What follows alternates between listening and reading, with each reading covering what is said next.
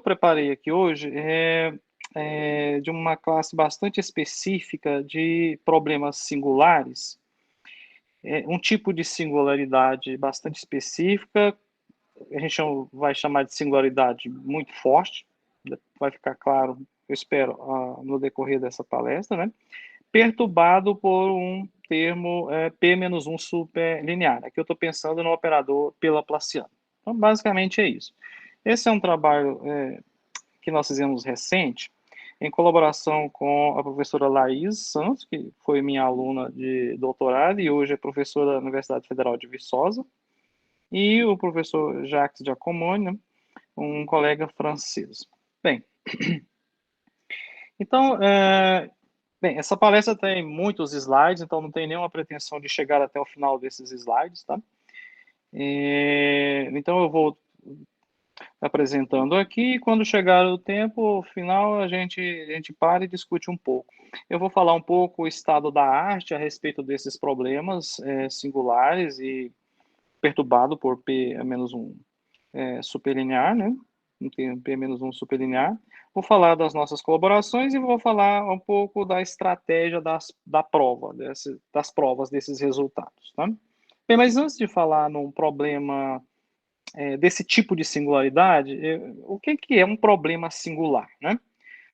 Um problema singular, na essência, é um problema que apresenta alguma singularidade em alguma de suas partes, tá? Então, por exemplo, se a gente substituísse essa condição de fronteira por U igual a infinito na fronteira, né? Ou seja, o significado disso aqui é que o limite de U de x, quando D de x vai a zero, isso é infinito. O d de x aqui está representando a função distância do ponto x até a fronteira do domínio ômega. Ômega é um domínio limitado. Esse é um problema singular.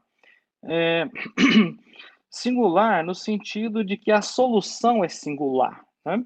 No sentido de que, por exemplo, você está querendo encontrar soluções que têm, por exemplo, esse comportamento. Então, aqui a singularidade nesse problema singular aparece na solução. Bem, tem outros tipos de problemas, soluções singulares, né? Então, numa versão unidimensional aqui, por exemplo, se você estiver buscando soluções nesse formato, também é uma solução singular. Então, você tem um problema singular. Bem, você pode ter também a singularidade vindo do operador, né? Se eu olhar, por exemplo, nesse operador aqui, menos Laplaciano mais V, obviamente o operador Laplaciano não tem singularidade, não apresenta singularidade no sentido que nós estamos pensando aqui. Mas esse V de x pode apresentar uma singularidade. Por exemplo, se eu pego um domínio ômega, pego um ponto aqui, ponto zero, por exemplo, e olho para esse V neste formato, então esse V ele é singular aqui no zero. Então esse operador é um operador singular. De forma mais geral, se você olha para um domínio aqui, um subdomínio chamado de D, de ômega, e se você pega a função V, esse potencial, desta forma, então o V ele é infinito o tempo inteiro aqui dentro do D. Então você tem de novo um problema singular, só que a singularidade agora é vindo do operador, né? Pensando no operador dessa forma. Esse tipo de problema, mais especificamente esse de baixo, eu estou estudando ele recentemente, em parceria com o professor Augusto Ponce, né? Da Universidade Católica de Louvain, em que aparece esse tipo de singularidade nesses conjuntos. Mas nessa palestra de hoje, nós vamos focar na singularidade vindo daqui, da perturbação não linear do operador.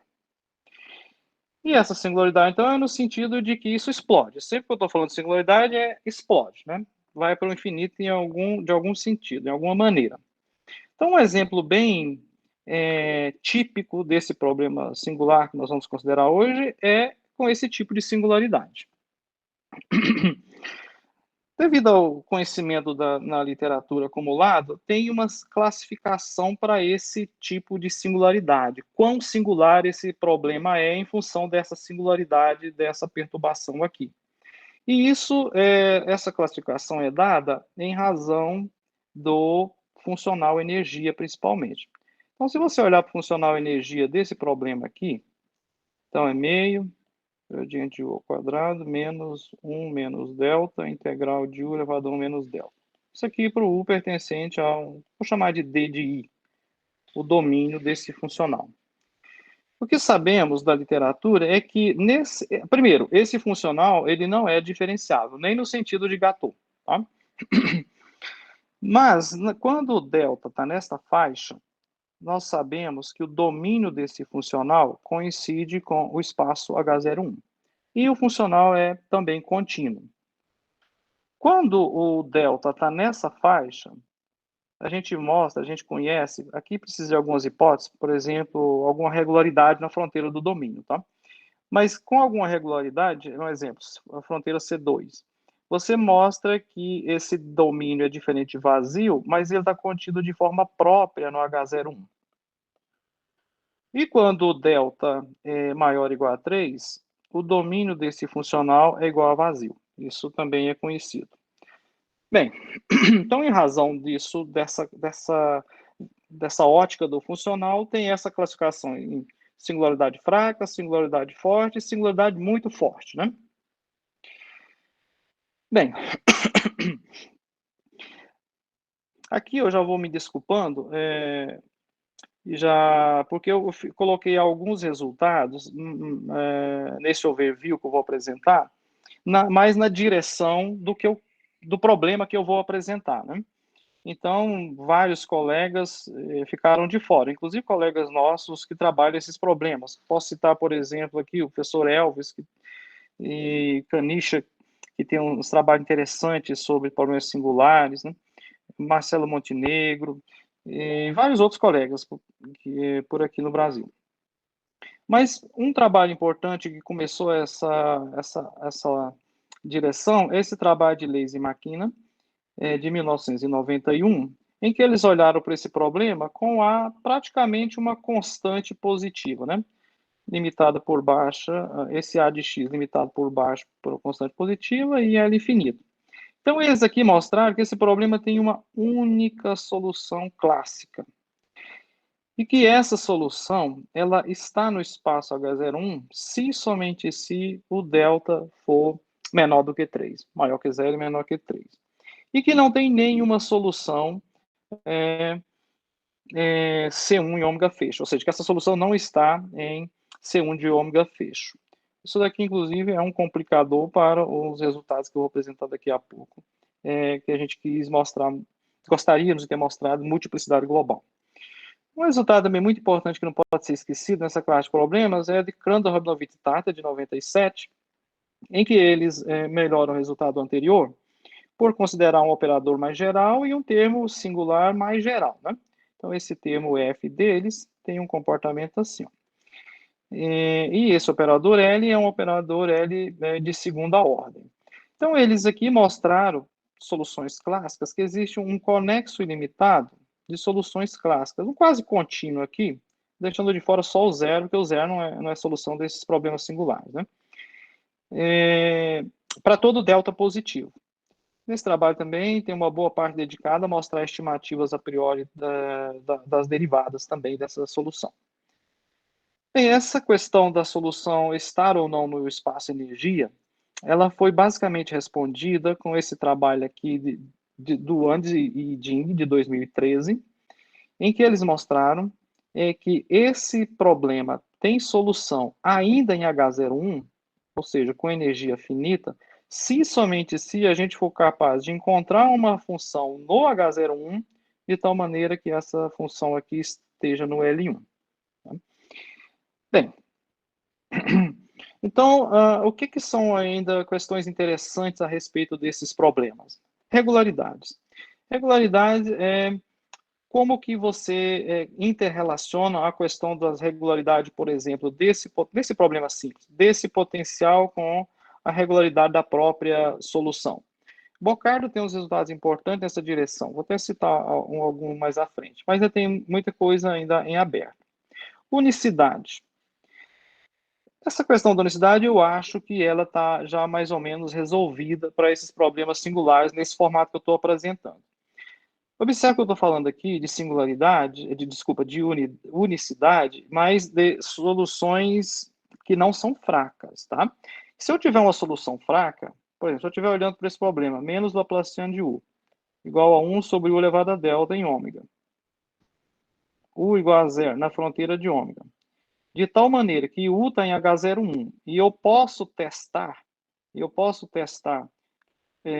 essa equação ainda com funções de H01, a questão de unicidade aqui não tem relevância, né? Se você supõe que existe uma outra solução, digamos V, desse problema, então você está com V elevado a delta φ. Então, você pega φ como sendo a diferença, faz a diferença dessa equação menos esta. Então, você vai ter gradiente de U menos V. Como φ é U menos V, então isso aqui vai ficar ao quadrado, maior ou igual a zero.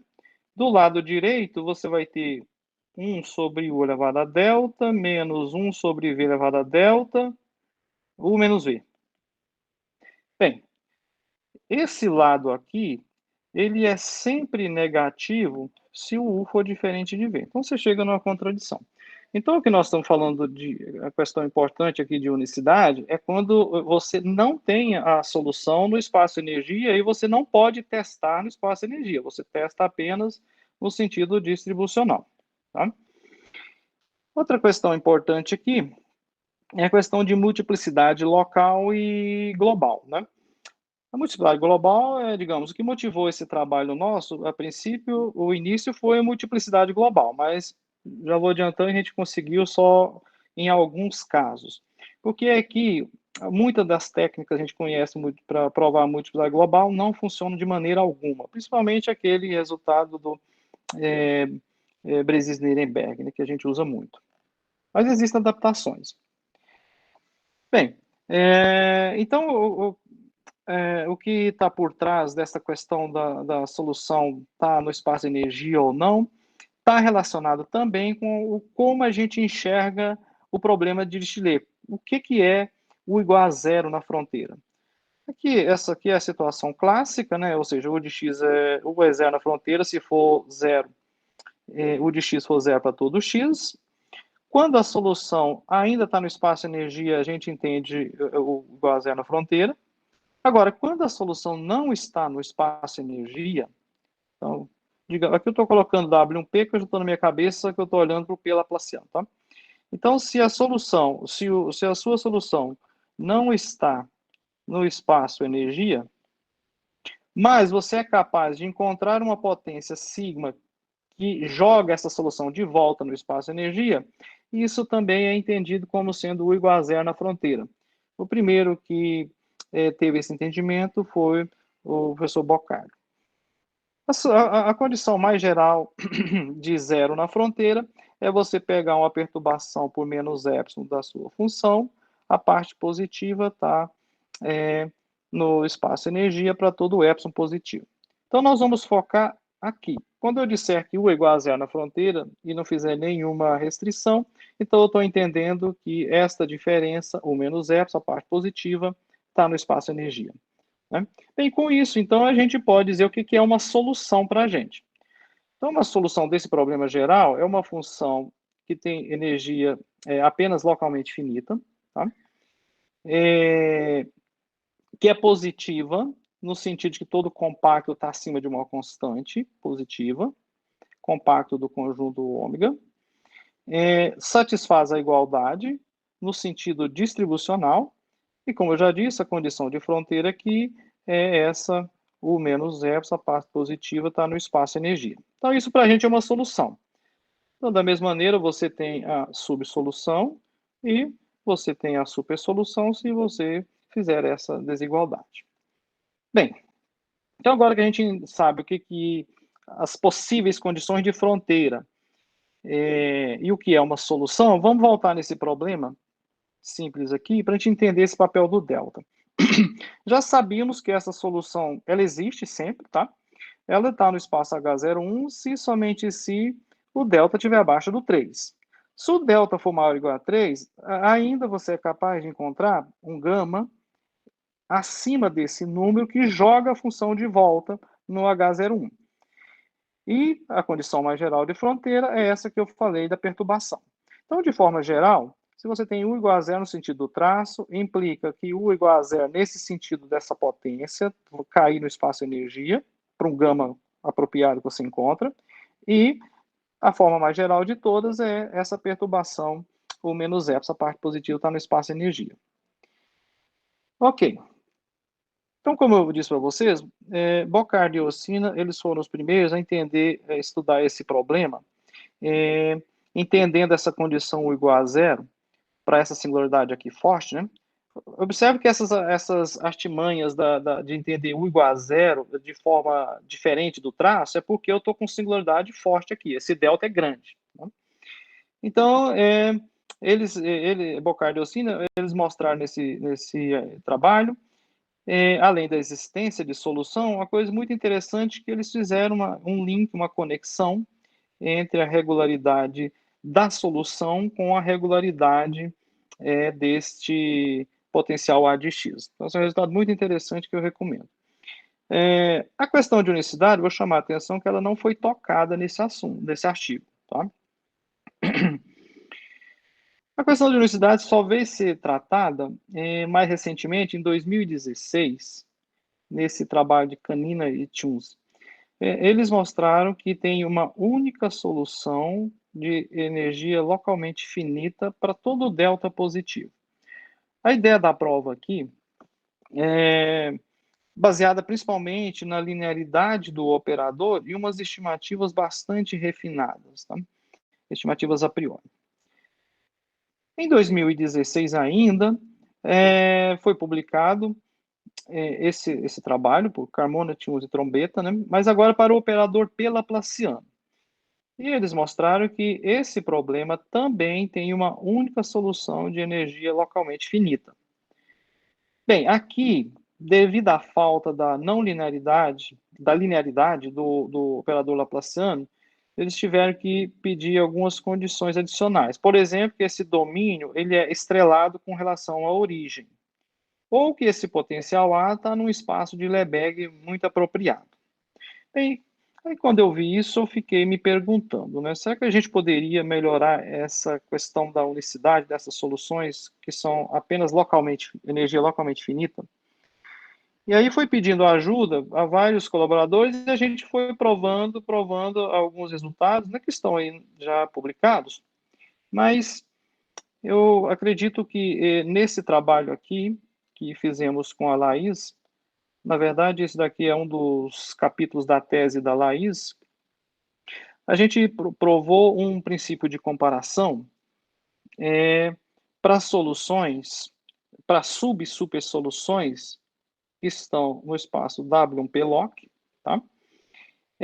A condição menor ou igual a zero naquele sentido mais geral possível.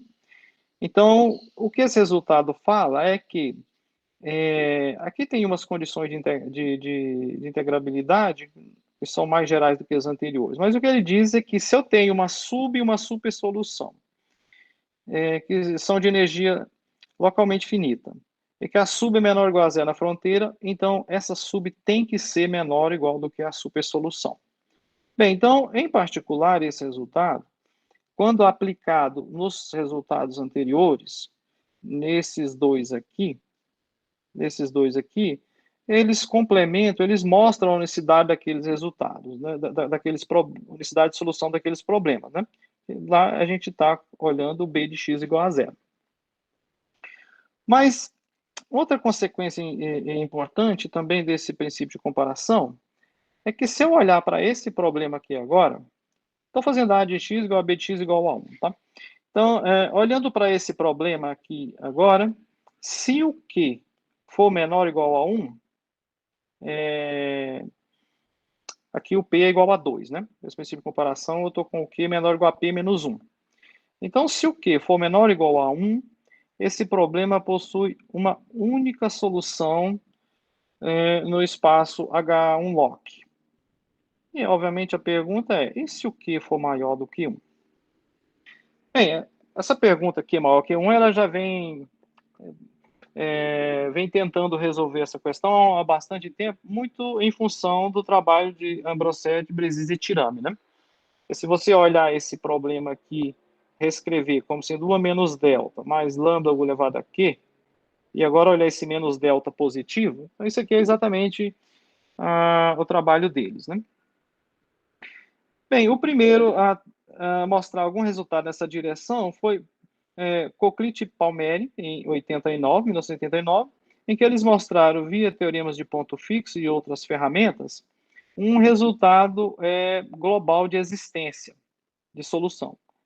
Global no seguinte sentido, no parâmetro, né? Então, aqui você está com zero, você tem um parâmetro aqui, vou chamar aqui de lambda estrela.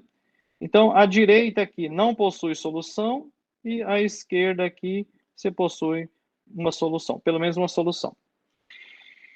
Irano, Sakon e Tioji, em 2004, eles restringiram a variação desse delta, né? A variação desse delta para essa faixa. Essa faixa é importante para quê? Porque você passa a ter aquele funcional energia bem definido, né? No espaço H01 todo, funcional contínuo, e eles usaram técnicas de método Harari e outras técnicas e mostraram multiplicidade local de solução. Então, aqui você tem o zero aqui e você tem um lambdazinho estrela aqui que você tem pelo menos 2 soluções. Em 2003, nessa mesma faixa de deltas, né, Haitao se inspirou no trabalho de Ambrosetti, Bresis e Tirami e conseguiu mostrar, usando mais ou menos a mesma estratégia deles lá, e uma versão do teorema de Bresis-Nirenberg, multiplicidade global de soluções para esse problema aqui. Tá? Ou seja, você tem 2 soluções até um parâmetro, no parâmetro você tem pelo menos uma, e a partir desse extremal você não tem nenhuma. Recentemente nós revisitamos esse trabalho aqui, o professor Zou, amigo aqui da UNB, e o professor Mimbo, né, fizemos um trabalho agora olhando para esse problema,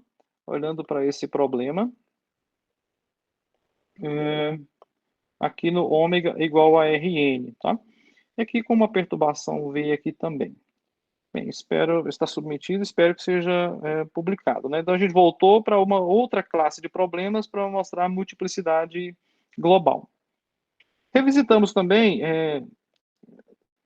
não tão recente, mas na tese de um aluno meu de doutorado, o Ricardo Lima, esse tipo de técnica aqui, agora com um pouco mais sofisticada, usando os conhecimentos do professor Caê de variedades de Neharry. Então, nós revisitamos esse trabalho no ômega igual a Rn, né? E mostramos também multiplicidade local de soluções. Esse trabalho vai ser publicado no CCM. Não está publicado, não, já só está lá no site deles. Bem, então, em 2008, Irano, Sakon e Joji revisitaram de novo o problema deles lá, e agora eles realmente fizeram uma coisa brilhante. Eles mostraram para todo delta positivo, para todo delta aqui, que esse problema, um resultado de multiplicidade, né, global para esse problema, no caso em que a potência, a perturbação do singular é, no máximo, crítica. Quando é acima do crítico, eles mostraram um resultado de existência global, ou seja, uma solução à esquerda desse lambda estrela e zero à direita. Aqui eles usaram umas técnicas muito sofisticadas. É um artigo de quase 50 páginas, em que eles fazem também uma versão de Bresis-Nirenberg para esse caso, qualquer delta, para funcionais não regulares, usando ferramentas não regulares, definido em uns cones muito específicos. Bem, quando você olha para cá, você pensa, poxa, não sobrou mais nada para fazer, então, nessa classe de problemas, né? Aqui eles fizeram tudo olhando para cá. A condição de fronteira deles, U igual a zero, é entendida desta maneira aqui. A Coy e Merida, em 2014, revisitaram esse problema de Irano, Sakon e Joji, né? E eu imagino que eles se perguntaram, e se o igual a zero na fronteira não foi entendido exatamente desta maneira aqui. Como fica isso? Aí, usando teoremas de ponto fixo e outras ferramentas, eles mostraram multiplicidade local de solução para esse problema aqui. Bem, para finalizar essa história, esse overview aqui, Giacomoni, Schindler, acho que faltou um i aqui, e Takati, eles estudaram esse problema, agora com o operador Laplaciano, em 2007, com essa variação do delta. Essa variação do delta é muito importante, porque aqui a gente sabe que nesse lugar as soluções estão em C1 ômega fecho. Tá? Então, por isso que a gente vê muitos resultados com essa variação do delta, para aproveitar essa regularidade e usar as técnicas padrão. Mas então, eles voltaram nesse problema, com essa variação do delta, né, e mostraram também um resultado de multiplicidade global. Então, aqui você tem duas soluções, pelo menos uma, e zero aqui à direita. Mais recentemente, também Giacomoni, Bogerara e Prashantan, eles voltaram a estudar esse problema em 2015. Observe que esse é de 2007. Esse é pela Laplaciano, esse é Laplaciano, né? Mesmo formato. Essa questão do lambda estar aqui ou estar aqui, isso não faz muita diferença, tá? Isso você pode transitar de um para outro, reescrevendo o problema. Então, Giacomoni voltou aqui para estudar esse problema do ponto de vista topológico, né? Porque ele queria, além de questão de existência de solução, informações qualitativas nessas soluções. Aqui eles usaram uma técnica interessante, chama teoria da bifurcação analítica, tá? E mostraram que existe um conjunto A limitado horizontalmente. Horizontalmente, eu estou imaginando no eixo horizontal o lambda, o parâmetro lambda, tá? E verticalmente a norma da solução. Aqui é a solução clássica, então a norma infinita. Então eles mostraram a existência de um conjunto A e esse ilimitado, mas limitado horizontalmente. Então ele é ilimitado verticalmente e esse conjunto A ele é parametrizado globalmente, tá? Então ele é do tipo lambda S, U de S. Ou seja, são caminhos. E esses caminhos eles chamam de caminhos analíticos, né? Porque em cada pontinho desse você pode fazer uma reparametrização local que satisfaz algumas propriedades. Então ele encontrou para esse problema aqui soluções então do tipo lambda S, U de S. Para S, quando o S vai a zero, esse par vai a zero, zero. Existe um ponto de bifurcação no infinito e assim por diante. Bem, afinal de contas, qual é o nosso problema aqui então? Nosso problema aqui é esse. Nenhuma surpresa, né? Problema batido, super clássico. Pela Laplaciano é o lambda que multiplica esse termo singular, que a gente está interessado que seja delta grande, e esse Q maior que P menos 1. Bem, esse problema você não pode aplicar. Primeiro, você não pode aplicar essa técnica que o Giacomoni usou. Porque aqui ele usou a teoria da bifurcação analítica, então pressupõe-se que tudo que está envolvido aqui sejam funções analíticas. E não temos a garantia que esse operador é um operador analítico. Tá? Então não dá para aplicar. Então aqui nós somos na direção de usar a teoria da bifurcação clássica mesmo. E o que nós provamos foi o seguinte, que para esse problema, né, para esse problema, existe um conexo ilimitado que emana do zero, zero, ele contém o ramo de soluções minimais e bifurca do infinito, no lambda igual a zero. Então, vou fazer uma leitura gráfica aqui do que nós estamos falando. Então, a situação é mais ou menos esta. Aqui eu estou com eixo lambda, aqui estou com norma de o lambda infinito, tá? Então eu sei que aquele conexo, ele sai aqui, emana do zero, zero. O lambda igual a zero é um ponto de bifurcação do infinito, então de alguma forma algo parecido com isso daqui vem lá de cima. O que mais? Se a gente denotar a projeção horizontal como sendo o fecho, né, como sendo esse zero lambda estrela. Então, aqui eu tenho um lambda estrela. O que está acontecendo?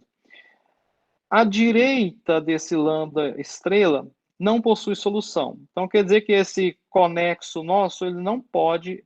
Esse é um quase contínuo, tá? Se eu incluísse o zero, viraria um contínuo. Então, eu vou chamar isso quase contínuo. Então, esse quase contínuo, ele não passa à direita desse lambda estrela. Então, ele fica por aqui assim. E ele vem lá do infinito. Então, talvez uma situação seria esta. Bem, mas esta situação aqui, ela está dizendo que, por exemplo, eu toquei aqui nesse pontinho aqui, eu toquei esse eixo vertical lambda estrela.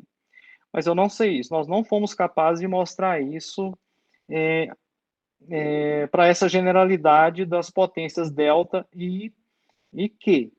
Então, a princípio, isso também poderia ter outros comportamentos, tá? Vários outros comportamentos. Então, aqui está o lambda estrela. Então, isso poderia vir assim. Aqui eu sei que próximo do zero, eu sei que vem do infinito e do zero sai do zero, mas isso poderia fazer assim, por exemplo, né? Então, nesse caso, eu estaria dizendo que o lambda igual a zero, o lambda igual a zero é um ponto de bifurcação do infinito e que esse lambda estrela também é um ponto de bifurcação do infinito. Bem, mas várias outras situações não poderiam ocorrer. Por exemplo, eu poderia ter uma situação bem caótica, tipo assim, ó, em que a informação que eu sei é que do infinito vem do infinito lá no zero, lambda igual a zero, e daí sai do zero também. Mas aqui nesse trecho, isso poderia fazer um vai e vem aqui bem, bem doido aqui, e vai, né? Ou seja, nessa situação, eu tenho todo mundo aqui como ponto de bifurcação do infinito. Esse com essa generalidade, né? Com essa generalidade do delta e do Q, foi o que a gente conseguiu. Agora, aproveitando a informação de que a bifurcação vem do infinito, no lambda igual a zero, e bifurca do zero, da solução trivial no lambda igual a zero também, aí a gente consegue mostrar a existência de duas soluções, agora falando de soluções, de duas soluções num trechozinho pequeno, tá? Entre zero e um certo lambda estrela, ou seja, multiplicidade local. Aqui está esse lambda estrela, aqui está aquele outro, o do desenho à frente. Então aqui eu tenho duas soluções, tá? Aqui eu tenho zero. Bem, quando o delta está entre 0 e 1, aí eu volto para aquele mundo bom em que as soluções estão em C1 de ômega fecho, e aí a gente consegue mostrar a existência de duas soluções nesse trecho todo aqui, tá bom? Se a gente, aí a gente ficou pensando, mas quando é que a gente poderia ter mais informações deste quase contínuo, né? Aí nós colocamos essas hipóteses aqui, olha, que o domínio ele é um estritamente convexo e que o Q é uma perturbação P menos um superlinear mais subcrítica. Então, nesta situação, a gente mostra que realmente só tem um ponto de bifurcação desse quase contínuo, que é o zero. Então, aqui está o lambda estrela, então sai daqui, já sabíamos sair daqui, sabíamos que saía também daqui no infinito, e só tem um ponto de bifurcação. Agora sim, como só tem um ponto de bifurcação, eu posso dizer que toca aqui, né? Toca esse nível lambda estrela. Aqui é o argumento padrão. Você pega as sequências lambda cas e o cas que vem aqui à esquerda, então isso vai aproximar para cá, né? Mostra a existência da solução. A multiplicidade local você já tínhamos determinado para domínios gerais e como consequência, P admite... tá. Aqui eu já falei, a solução nesse ponto aqui. Então, você tem um resultado de existência global, né? Até essa faixa, até esse ponto, você tem uma solução e a partir daqui você não tem nenhuma solução. Bem, mas eu fiz um resumo aqui, coloquei um resumo aqui do que nós acreditamos que esse material, esse artigo traz de contribuição para a literatura. Primeiro, nós propomos um approach topológico, né, que não é muito comum, em geral é feito variacionalmente, né, para tratar esse problema fortemente singular com essa perturbação P-1 superlinear. Uma consequência disso é que a gente mostrou a existência de um ramo de solução positivas para qualquer tipo de singularidade e para qualquer perturbação superlinear. A questão da multiplicidade global, para soluções fracas, a gente também obteve isso, e obteve para soluções fracas, no sentido de que o delta está entre 0 e 1, tá? E isso complementa aquele trabalho de Irano e Saconte hoje, porque eles não haviam conseguido mostrar multiplicidade de soluções para que acima da potência P estrela menos 1, no caso supercrítico. Multiplicidade local também, a gente é uma consequência desses resultados para delta grande, ou seja, para problemas fortemente singulares, e isso complementa o trabalho de Arcoli e Merida, que considerou apenas o delta entre 0 e 1. E o fato do lambda igual a zero ser o único ponto de bifurcação do infinito, desse quase contínuo, também é um resultado novo e interessante nesse ponto de vista. Bem, mas a estratégia, como abordar, como começar a provar esses resultados? Vou beber uma aguinha aqui.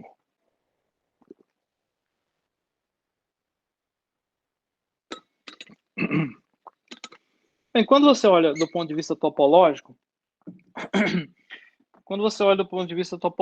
a nossa equação, o nosso problema, só revisando aqui, menos a Laplaciano de U igual a lambda, U a menos delta, mais U elevado a Q. Com delta qualquer positivo e Q qualquer um acima do P menos 1. Quando você olha para cá, você já tem, cara, dois problemas, né, de início. O problema da singularidade e o problema de ser desse Q ser qualquer um acima do P a menos 1. Então, a gente tem que tratar esses problemas de forma aproximada, tá? Em geral, esses problemas singulares você tem que aproximar de alguma maneira e depois arrumar algum jeito de controlar essa aproximação. No caso do singular, aqui a gente não inventou. Uma aproximação, uma técnica bastante comum é vocês remover a singularidade, tá? Coloca um mais epsilon aqui, você removeu a singularidade, agora você está num mundo em que funcional, energia é contínua, é diferenciável e tudo vale, né? Aqui no caso da perturbação superlinear, a gente truncou por essa função quase, por esse termo quase assintoticamente, P-1 assintoticamente linear, né? Observe que se eu tiver com o N grande, ou seja, U menor ou igual a N, então essa potência aqui volta a ser U elevado a Q, tá? Quando U for menor ou igual a N. Então, ele fez esse truncamento. Então, a primeira estratégia foi olhar para esses problemas. Com esses problemas truncados assim, a gente é capaz de aplicar as técnicas topológicas e mostrar a existência de contínuos, né? Um contínuo a gente chama de sigma epsilon n, que é para cada epsilon e para cada n. O passo seguinte é estudar o comportamento qualitativo desses contínuos, tá? E aí entra técnicas topológicas muito importantes, como, por exemplo, o lema de Wilborn, teorema da alfândega, princípio de comparação. Esse princípio de comparação aqui de sub-subsoluções em C1 ômega fecho, que o Giacomo provou. E esse teorema de comparação para sub-subsoluções em W1-P-Law, que é aquele daquele trabalho com a Laís que provamos, né? E depois, juntando todas essas ferramentas, o objetivo é fazer inicialmente n ir para o infinito, né? Quando eu faço n para o infinito, eu quero recuperar esse termo aqui para virar U elevado a Q, quando n vai ao infinito. E, posteriormente, fazer epsilon e a zero. Quando eu faço epsilon e a zero, eu quero recuperar esse termo aqui, ou seja, passar a ter U elevado a menos delta, e eu passo a ter o problema original, então, né? Então, essa foi a ideia do approach. Cria problema auxiliar, removendo o que dá problema, removendo a singularidade, removendo a superlinearidade, né? Aplica os teoremas de bifurcação para esse problema, passa a estudar as propriedades qualitativas desse contínuo, para cada epsilon e para cada n, depois passa o limite em contínuos. Então, isso é o que a gente tem na cabeça. Bem, então, primeiramente, o problema perturbado, né? Aquele que eu somei epsilon e trunquei pela Fn. Então, a gente mostrou esse lema aqui, que para cada epsilon, para cada n, existe um... Vou fazer uma leitura gráfica disso aqui, que eu acho que ajuda mais. Aqui está o eixo lambda, aqui está a norma lambda. Ok. Então, você tem, para cada epsilon e n, você tem um contínuo, agora é contínuo mesmo, tá? É um conexo fechado que sai do 0, 0, emana do 0, 0. Ele vem do infinito também, tá? Ilimitado, vem do infinito. Não, desculpa, não vem do infinito, não. Esse daqui não vem do infinito. Ele vem do infinito, não do zero, ele vem do infinito de outro lugar. Primeiro eu vou colocar esse número. Tem esse número aqui, o lambda epsilon n, que a partir dele não tem solução, tá? Ou seja, esse contínuo não passa, não entra nessa região. E esse número, lambda 1, dividido por n elevado a q menos p mais 1, ele é um ponto de bifurcação no infinito. Então, esse contínuo seu, ele pode vir fazer isso, né? Ou ele pode vir fazer esse tipo de coisa assim. Então, a gente garante a existência desse contínuo. Bem, como esse problema, ele não tem nenhum problema, ele não tem nenhum termo que complica, a gente aplica o teorema de Rabinowitz, geramos esse contínuo sigma epsilon n, tá? Aí, resultados de regularidade, princípio de comparação, você sabe que todas as soluções que estão lá são positivas e assim por diante, tem uma regularidade boa.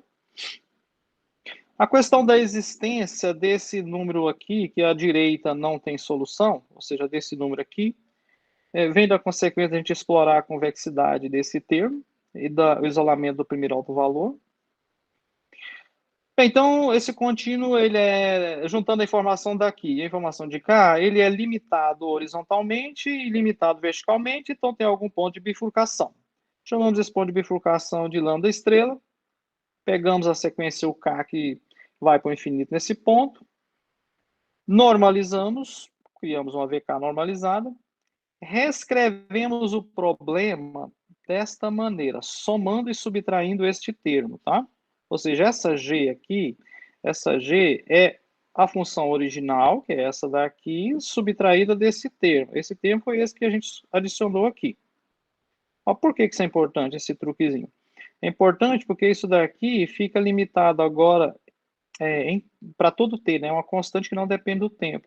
Então, quando você faz, já que essa norma aqui está indo para infinito, quando você faz isso, o K para infinito, isso aqui vai a zero.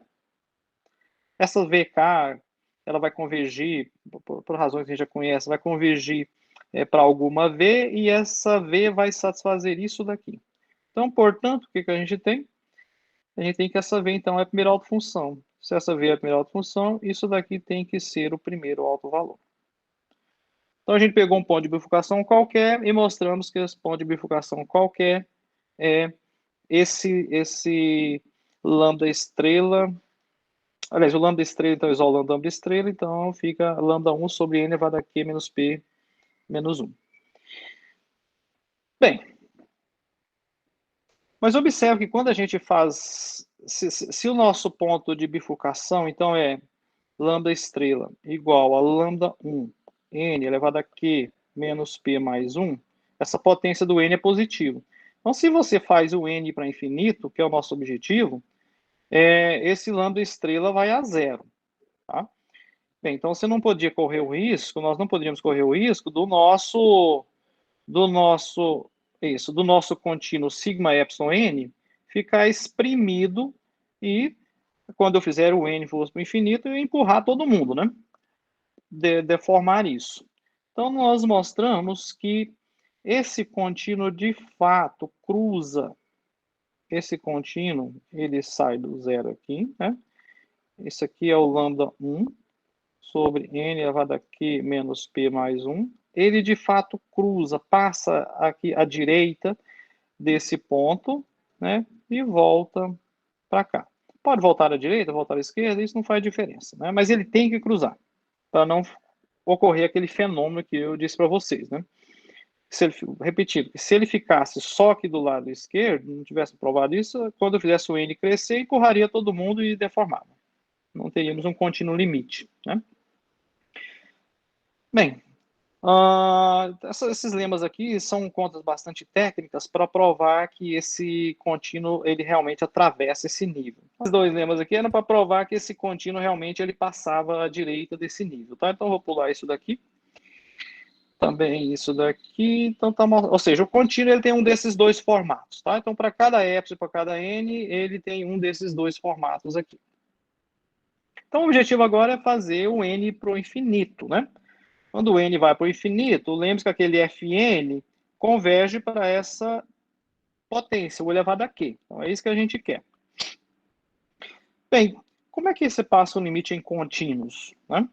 Passar o limite em contínuo. Bem, nós passamos o limite de alguma forma no contínuo e o resultado que a gente teve, essa alguma forma eu vou explicar agora. O resultado que nós tivemos é o seguinte. Esse limite a gente chamou de sigma epsilon, né? Ele emana de novo do zero, ele é limitado na direção horizontal, tá? E bifurca do infinito no zero. Então, ele faz isso, tá? Aqui, de novo, pode acontecer aqueles formatos que a gente não sabe. Pode fazer isso, né? Pode fazer um zigue-zague aqui. Mas essa informação a gente tem. Ele emana do zero e bifurca do infinito no zero, tá? E mais ainda. Opa, mais ainda. Aliás, antes de falar o mais ainda, merece falar um pouquinho de como que você passa contínuos e limites. Nós passamos contínuos e limites usando aqui um resultado do DAI de 2016. E esse resultado é um resultado baseado no lema de Wilborn, né? Esse lema é um lema antigo, topológico, muito importante. Eu acho que ele é de 1958.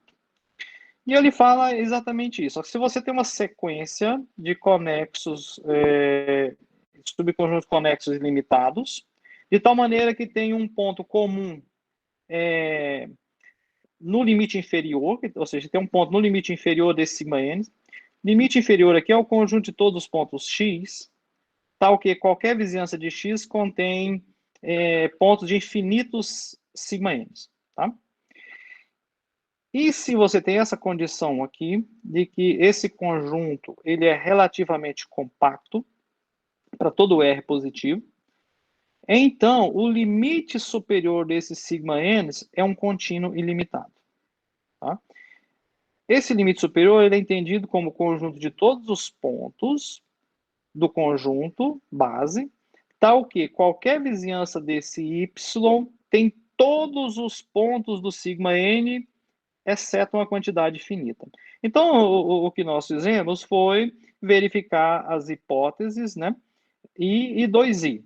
Aí não tem o que fazer, porque todo o sigma epsilon n nosso sai do 0, 0, emana do 0, 0. Então, o que deu mais trabalho foi essa daqui. Mas aqui a gente está no mundo em que temos muitas regularidades. Então, usando os princípios de comparações padrão, usando a Zelasco, inclusive, a gente mostra essa hipótese 2i e o resumo. A gente encontra um contínuo limite que a gente chamou de sigma epsilon.